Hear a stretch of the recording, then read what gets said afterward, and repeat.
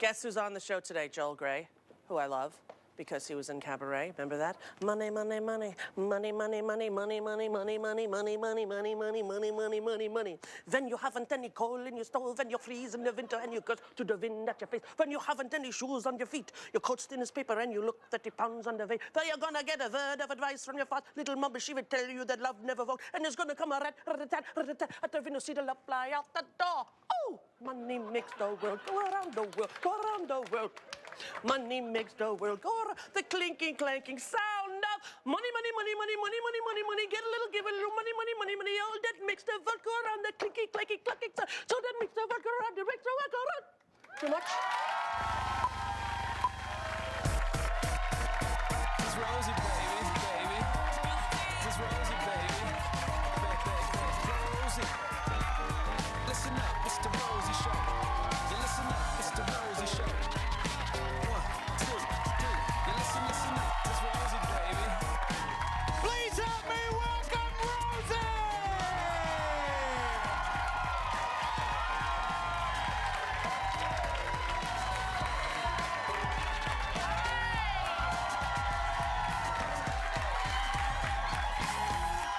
How are you? Good to see you. All right. Thanks. Sit. Sit.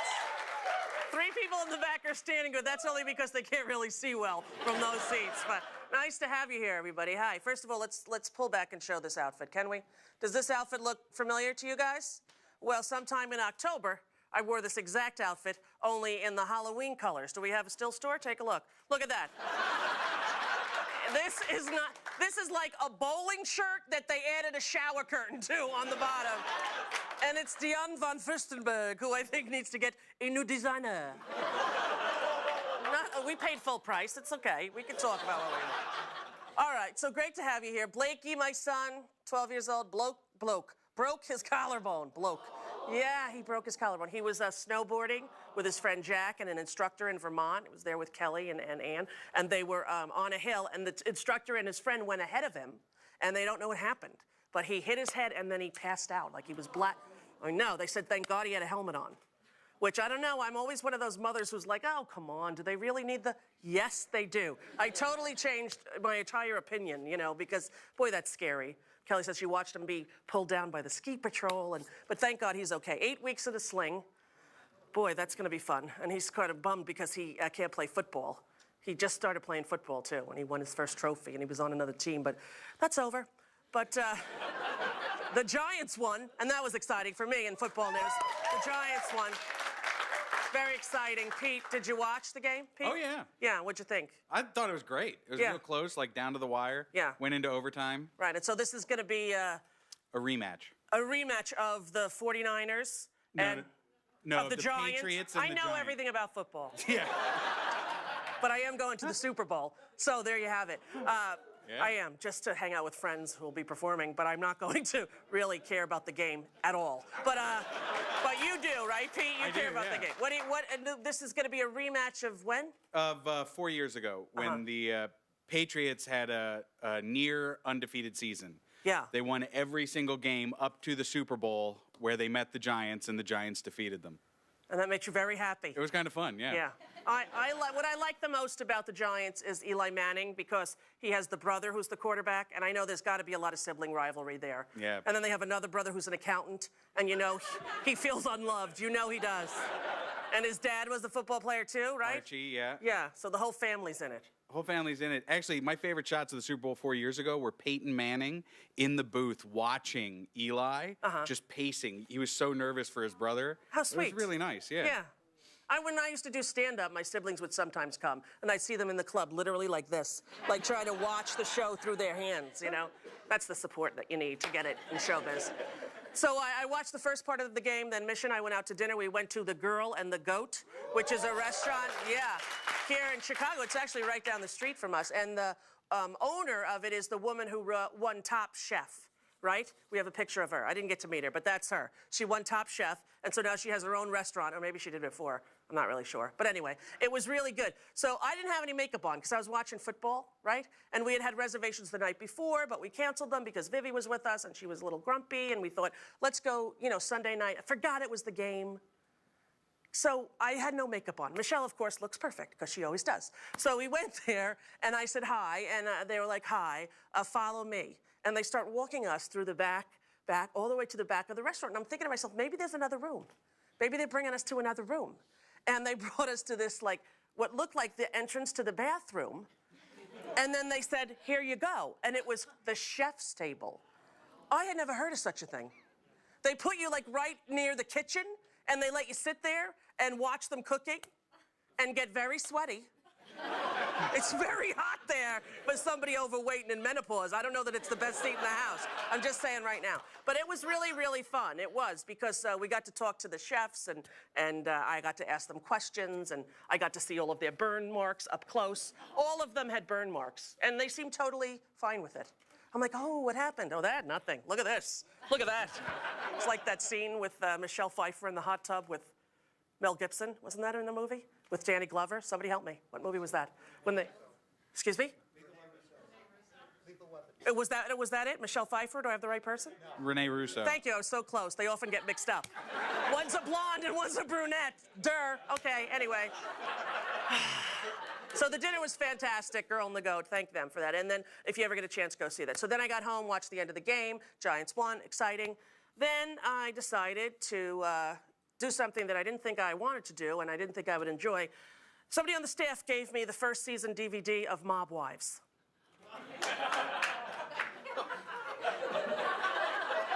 I watched 6 episodes back to back. Now, I really need some time to process what I saw. I'm going to try to get my thoughts together and talk about it later this week, because honestly, I don't even know what to say, other than I have to meet that woman named Dorito. I don't know how you say her name. It sounds like Dorito. The accents are so thick. This woman, cuckoo. She's skinny, but she's buff, and she's scary, and she's tough. And she went to a party and grabbed her best friend by the throat and then said, I'm gonna beat you off, and cursed. And then the next day goes, I don't know what the hell the problem is with Renee. She's like totally screwed up. I don't know what did I ever do to her? Could we rewind the tape a little bit? You grabbed her neck, you psycho. And then she says, I don't even know what happens. I get so mad, I just flip. I don't even remember. Soon we will see her next season on Locked Up. Female edition. All right, I know a lot of you people were expecting to have Kathy Griffin today, so you people at home and you people here in the audience, but Kathy Griffin is not here. Why? Because she was here on Friday, and we had her come in, and I said, Kath, we're going to try something new. I'm just going to sit down with you. I've known her for a very long time. One-on-one, no audience. Let's see what happens. And here's a little clip of what you're going to see of me and Kathy chatting tomorrow on the show. Take a look at this. Okay, so when you were in school, were you popular in school? No, I was very, very skinny and pale and freckly and very obnoxious. So very much picked on by the mean girls, and yet couldn't keep my mouth shut. So picked on in a way that you would say was bullying? I would say that I was called dog every single day, and I was so ugly that the other kids would look at me and just bark. So especially grade school for 8 years, was just, particularly the boys just coming up to me and going, hey, dog, ruff, ruff. Hey, dog, you don't talk, you bark. Ruff, did you eat out of a dog bowl? It was very fascinating because you never really see her that way. It was such a good interview that actually we're doing all day tomorrow, Kathy Griffin, and then all day Wednesday as well. We actually sat down to have a 45-minute talk, and it was a 2.5-hour discussion. So that's what we have for you tomorrow and Wednesday, so don't miss that. But today, I'm so thrilled to tell you who's in the house. The cast of the new musical, Anything Goes. It's a revival, as you all know, of Cole Porter. The amazing Joel Grey, 80 years old, going strong. He is here. Sutton Foster, Tony Award winner, unbelievable. They're going to sing, they're going to dance, they're going to chat. Up next, Joel Grey. Don't go away. We'll be right back.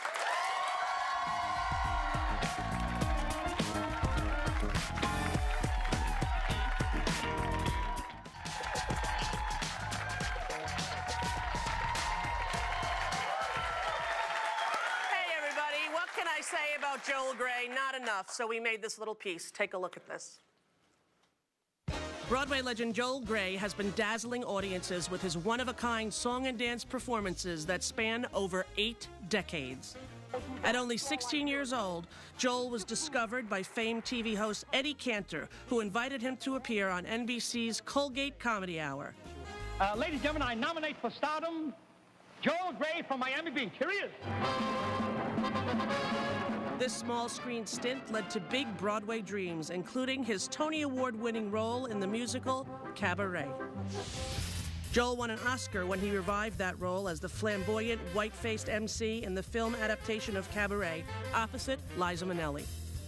This beloved Broadway star is still at it today, performing in the latest revival of Cole Porter's Anything Goes.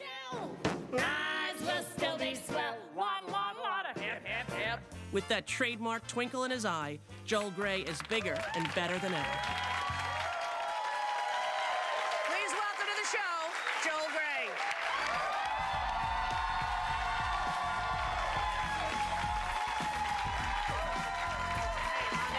So happy to see you. You look gorgeous. I can't believe they told me that. I don't believe it. Sit. So sweet. Hi, honey. How are you? We have a little bit of history. We certainly do. It goes back many, many years. Money. Right. I liked your version. Did you? It was good. I usually do the whole show You do? at my house. Oh, good. I play all the parts, but it's hard to top you, sir. Thank you, ma'am. Yes. Now, 80 years old, 8 shows a week. How are you? How are you please, doing that? Let's not push 80. What are you?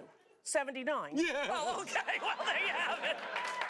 Well, there's a difference. But honestly, when that's... you get there, you'll know. Babe, 50 in March. I'm 49. So? 50. We have this to share. Yes, we do. Mm-hmm. Was any birthday a monumental one for you? Was there anyone that you went, wow? I think 50. 50, yeah. You know, and I don't even make any real connection to the number 80. At all? It doesn't feel like anything. Right. How old were your parents when they passed? My mother was in her 90s, and my dad died when he was 72. Wow. Too early. Yeah. So when you were 72, did that go through your head? I did. It Yeah, did, yeah, absolutely, yes. That happened to me as well. My mom died when she was 39. And I remember I thought, God, if I could hit 40. Right, we'll that make would it. be- Yeah. Yeah. And here we are. Here we are. Right. I didn't know that your dad was a stand-up comic. He was a borscht comic by the name of Mickey Katz, and he did all those Yiddish parodies in the 50s and 60s. And then you started to work with him, and that's where they I saw was in you? I said, give me a job. I needed to work. Right. And so he put me in his show, and Eddie Cantor saw me, and that was it. And that show at the time was huge, right? Yeah. There were only a few networks, and everybody watched the same show, and that was one of the biggest ones. And how did your life change after that?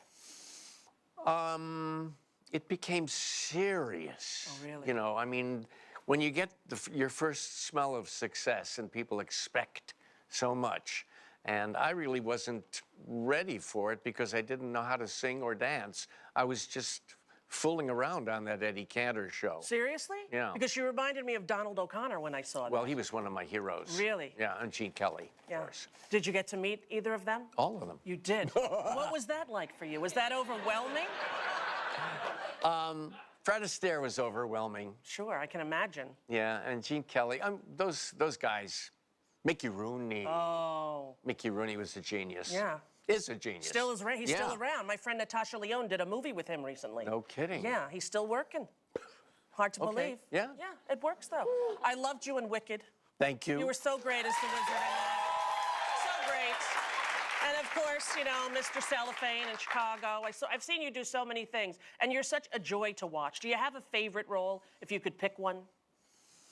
Oddly enough, I think probably Cabaret is the favorite role because it's so well written. You know, every number was just great. But I think the highlight of my career was acting in The Normal Heart Oh, yes. in 1985 and then directing it this year. Which Ellen Barkin won the Tony. She did. And what a beautiful story that is. I hope they get to make that into a film. There's been I talk think of it it's, for yeah, years. Ryan Murphy is supposedly been working on it for a long time. Ryan Murphy, you all know, created Nip Tuck and Glee, and now the American Horror Story. He's a genius, that guy, huh? Very smart guy. He really is. Yeah. Did you like directing? Was it a I goal? loved it. You did? I've always kind of done it, but you know, my acting career was kind of busy, so I never did it very much. Right. But this fellow called me in LA and said, "We're doing a benefit, and we'd love you to direct this." And I said, "I'll cancel everything." Because it was something that meant so much to you. Yes, and it's a great play. It certainly is. Now, 8 shows a week, is that hard for you, Joel? Because I got to say, it's hard for me at this age. Is it hard? Or you're in shape? is. You don't seem to be 79? I'm not really. Really, you're not? 79, No. No. I'm 43. Really? In that case, I'm a cougar. Let's go home.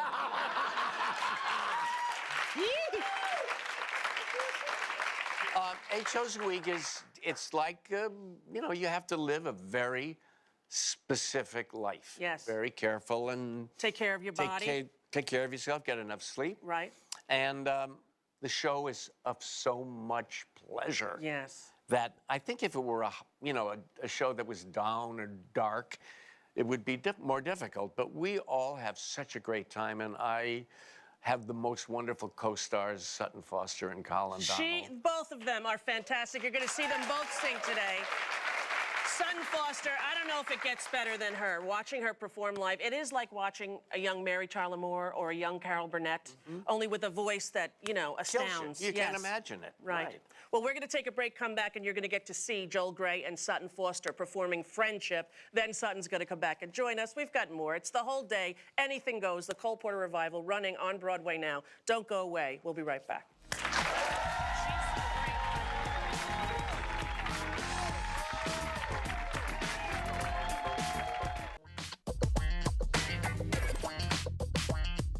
I just want to say that I am not afraid of the Chicago winter.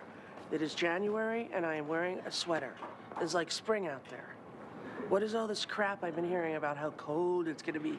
It's not that cold yet. Now,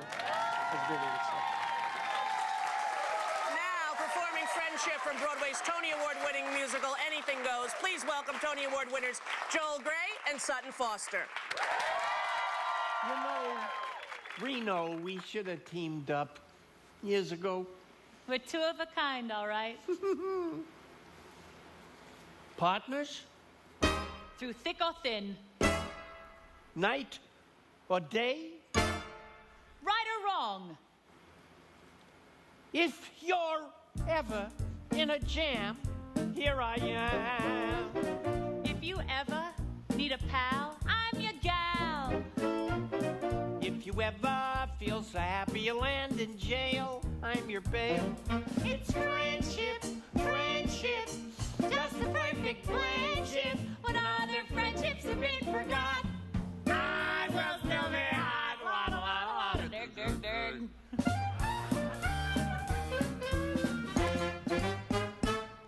If you're ever down a well, ring my bell.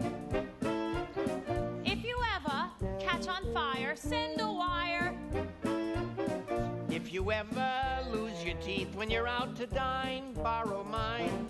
It's friendship, friendship, Just the perfect friendship. When other friendships have ceased to gel, I will still be swell.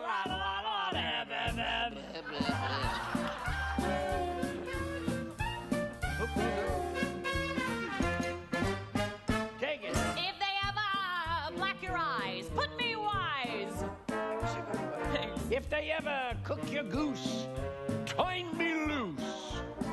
If they ever put a bullet through your brain, Ow. I'll complain. It's friendship, friendship, just the perfect friendship. When other friendships go up in smoke, ours will still be oak. La la la la, goof goof goof.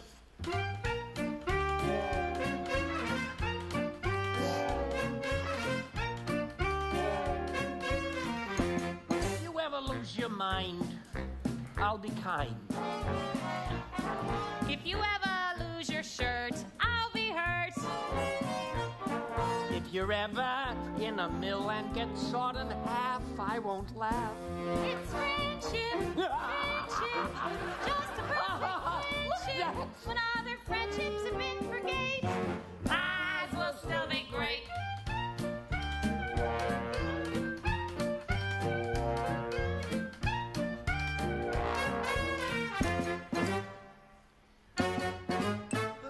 If they ever crack your spine, drop a line. If they ever cut your throat, write a note. If they ever make a cannibal stew of you, invite me to. It's friendship, That's terrible. friendship, just a perfect It's not friendship. friendly. When other friendships are at the creek, ours will still be slick. Blah, blah, blah. Chug, chug, chug. Chug, chug, it's Quack, chug. quack, quack, It's not quack, quack, not the quack. quack. We're not doing the quack. You're changing everything. You're not doing what we rehearsed. You're cutting me off and you're walking down, stepping in front of me and doing the quack quack thing. We're supposed to do the chuck chuck thing. What are you talking about?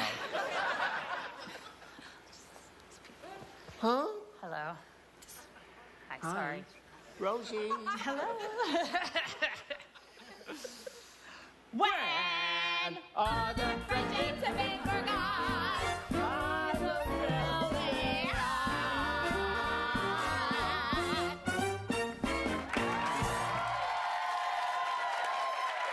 Oh, honey. You're a joy to watch, Joel. You really are. Joel Gray will be back with Sutton Foster. Don't go away. So fun.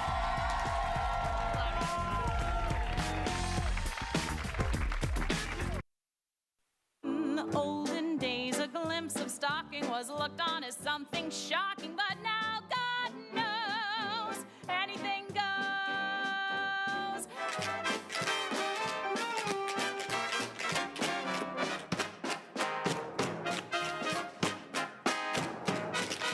Anything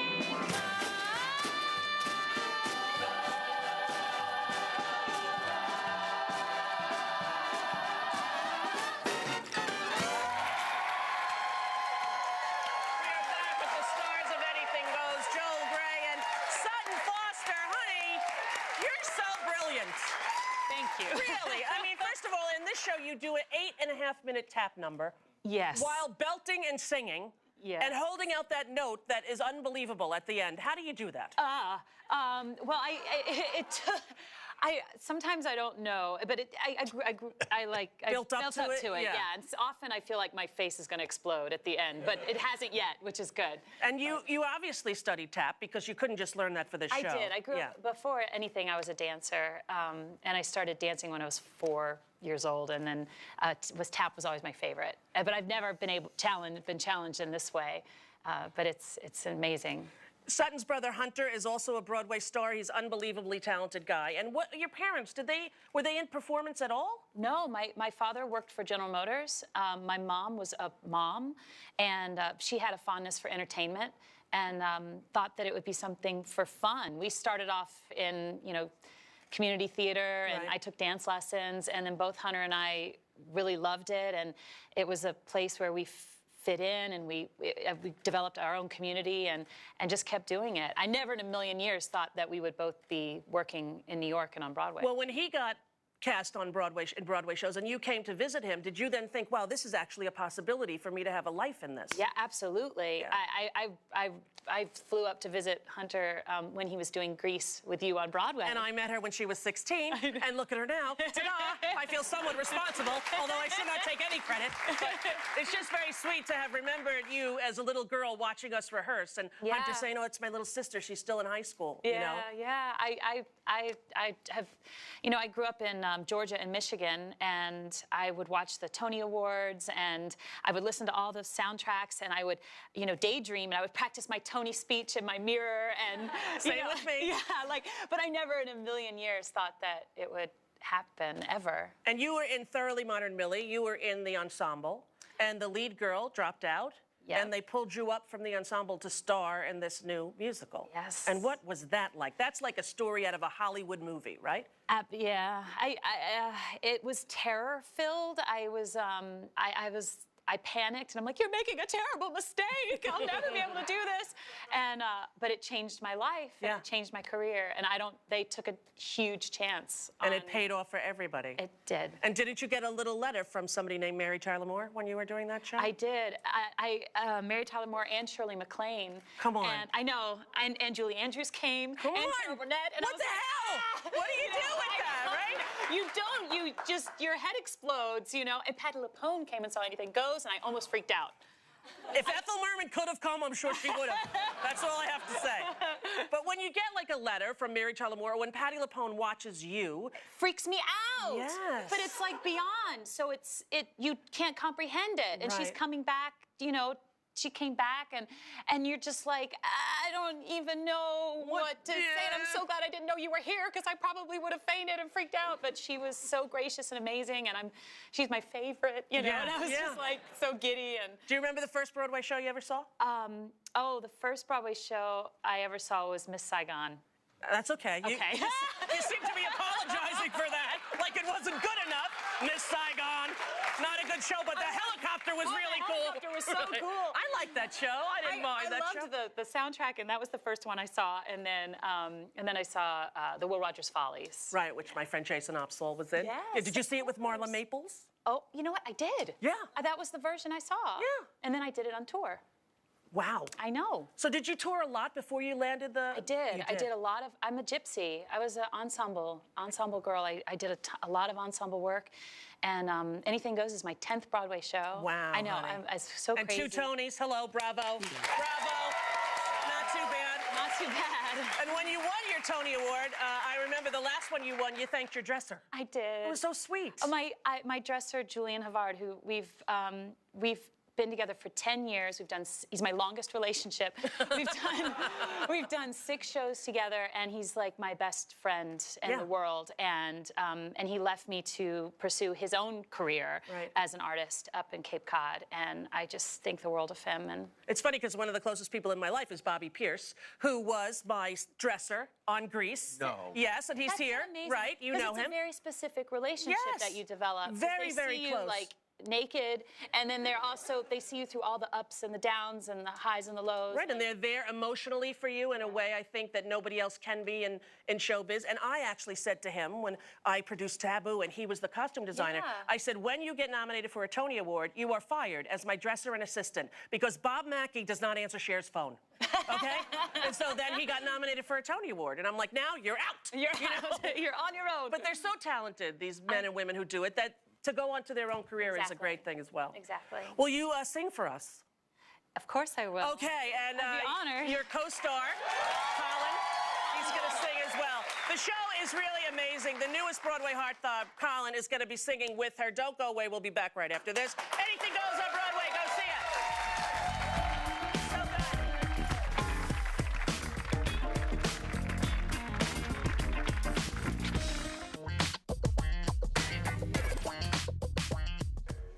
All right, what is this, the Wizard of Oz house? Yeah. Is it really? Yeah. In the tornado? Yeah. I don't want to say that shows you're gay, but it totally is a gay indicator. I mean, and then I also have You have your Broadway. Tell everybody what you said about the episode of Smash. This is pretty funny. Well, Nick was watching TV. We were watching football this weekend. It was weird, I know. But then they keep advertising Smash as airing the night after the Super Bowl. And I was getting really confused because I don't know what day the Super Bowl is, but I really like Smash, so I really want to see it. He was saying what people in musical theater are like scheduling their lives and appointments after sporting events. 0. They should maybe stop advertising it that way. Yeah. Yeah, good point, Nick. Carry on with that. Now performing You're the Top from the amazing musical Anything Goes, Sutton Foster and Cutie Pie, Colin Dowdle. At words poetic, I'm so pathetic that I always have found it best, instead of getting them off my chest, to let them rest unexpressed. I hate parading my serenading, as I'll probably miss a bar. But if this ditty is not so pretty, at least it'll tell you how great you are. You're the top, you're the Colosseum, you're the top, you're the Louvre Museum, You're a melody from a symphony by Strauss. You're a Vendelbart in a Shakespeare sonnet. You're Mickey Mouse. You're the Nile. You're the Tower of Pisa. You're the smile on the Mona Lisa.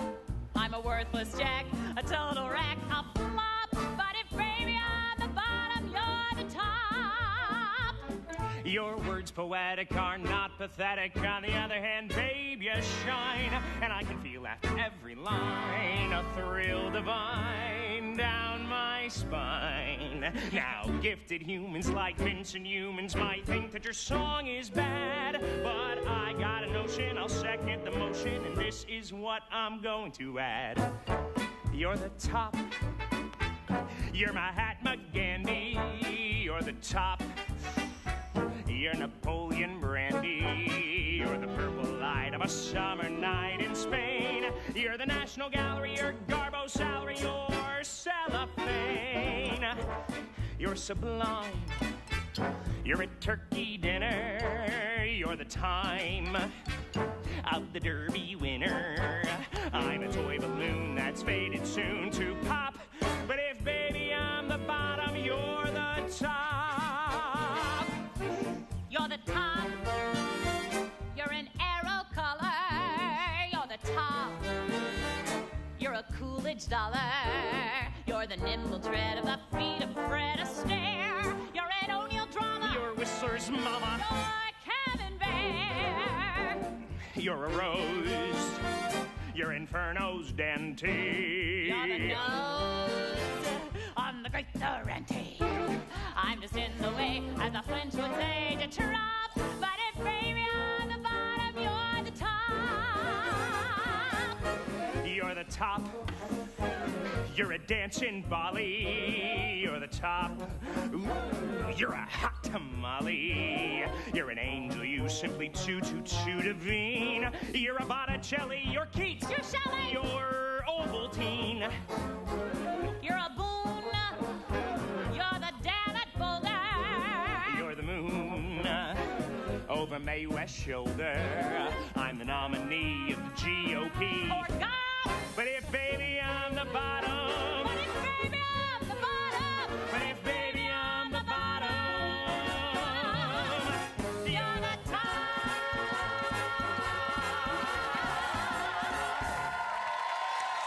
Fantastic! I love it. This is cutie patootie Colin Donnell.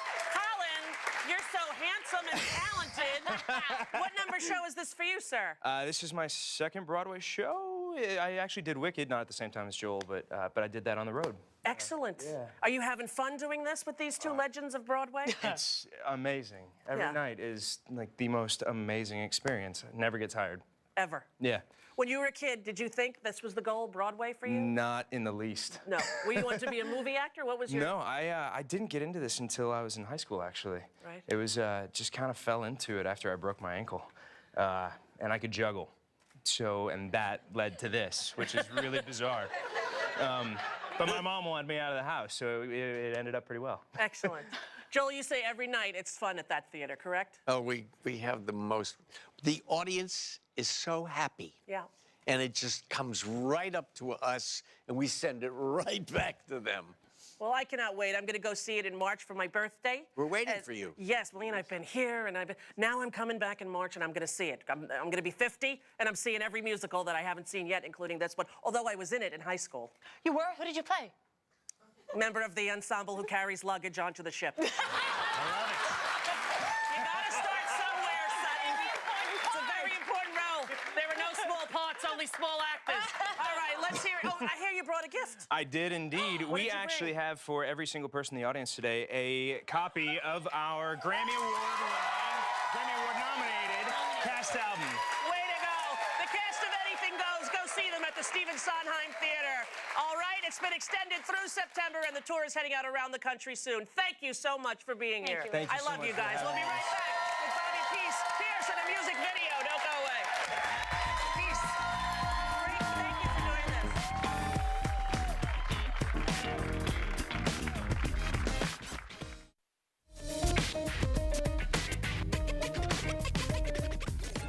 There's Missy hiding from the terrorist dog.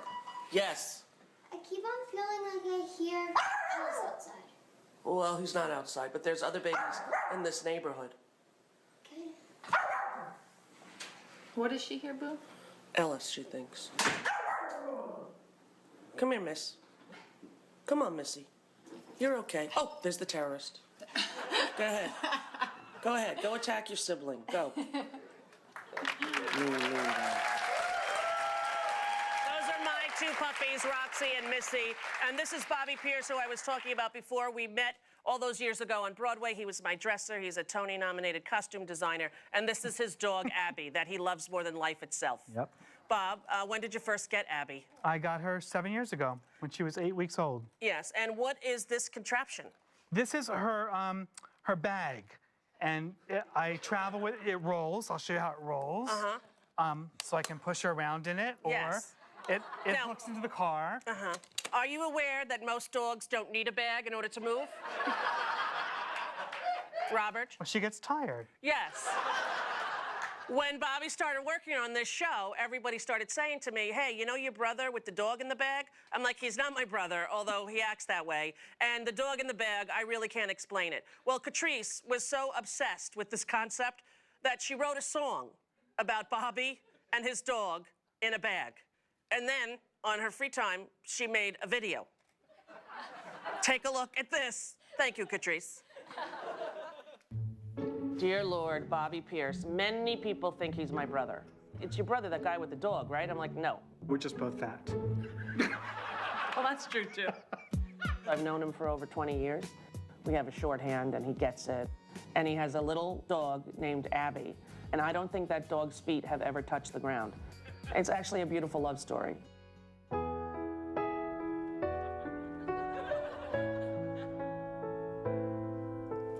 Here's the story of a man, always has his dog in hand. It can be a little sad when the dog's inside a bag, but we know he loves her so, so much he won't let her go. She doesn't even have to walk through a holler in the park. She's his priority.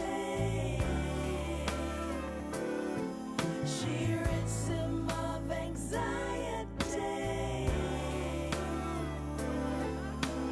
but he gives her all the best. Organic food, her clothes are pressed. We're a little envious of her life luxurious. Somebody help me! She wants out. She wants out. She wants out, out, out, out, out. She wants to live like other dogs and smell dog spots and chase after frogs. Be a nice guy, start a family. It's not gonna happen with him in the way. So run, Abby, run, Abby, run. Run, bitch! Run, Abby, run, Abby, run. We know it's hard 'cause you never move your legs, but you don't wanna live a life that's full of regret.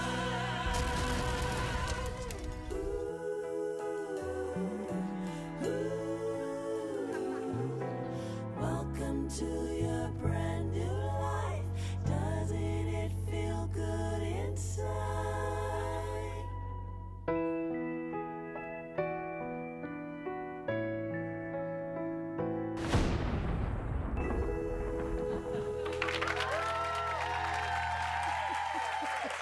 Do you think that's funny? It's very funny. Yes. Does it make you sad at the end? Seriously, because I saw you getting a little welled up when the dog was driving away. I thought, don't get hit by a car. Yeah. She's running on the street. Well, what people don't know is Bobby was hiding in the back of that taxi, calling to the dog in order to get the dog in the taxi. So you were actually in the car I with... was laying on the floor of the taxi. Right. And it still makes you sad to think that Abby might be going away. I got worried that she might run in the street. I told everyone there, I said, don't let her run in the street. Yeah. And they stood on the side of the car watching for her, but you know. Yeah. And she is very impressed with her performance, as you can see. She's taking a nap in the bag. Okay. Tomorrow's show, we have Kathy Griffin for a full hour, one-on-one. It's a new thing that we're going to try. I think it works very well. I really enjoyed getting to know her up close and personal. In this little clip we're going to show you here, she talks about bulimia and how it affected her life. Take a look. The bulimia that sort of manifested in your late teens was a result of you trying to become thinner? It was because I love to eat. And every time I ate... I've never seen anyone who loves to eat like you do. I love to eat. You know I do. Kath, can I tell you? When we first started to become friends, it surprised me. Yeah. I'm over 200 pounds. And when you... I outate you. Without a doubt. And when they brought the subs, when we went to Vegas and they brought the subs, Delicious. and I remember thinking, there are 3 of us here, or 4 of us here. I was shocked how much food you could eat. It's a fascinating interview, it really is. Tomorrow, that's what you're going to see, and then Wednesday, part 2 of that. We hope you had a good time today. I certainly did. The cast of Anything Goes performing right now on Broadway at the Stephen Sondheim Theater. Go see that show if you get a chance. It's a night you won't forget. Bob, why don't you say goodbye to everybody? Bye, everybody. And what do you think this show needs in order to end it? Confetti! There you go. We'll see ya tomorrow. Rosie, listen up, it's the Rosie Show. You listen up, it's the Rosie Show. 1, 2, 3. You listen up, it's Rosie, baby. Rosie's coming your way. Rosie, it's Rosie, baby. 1, 2, 3. You listen up, it's Rosie, baby.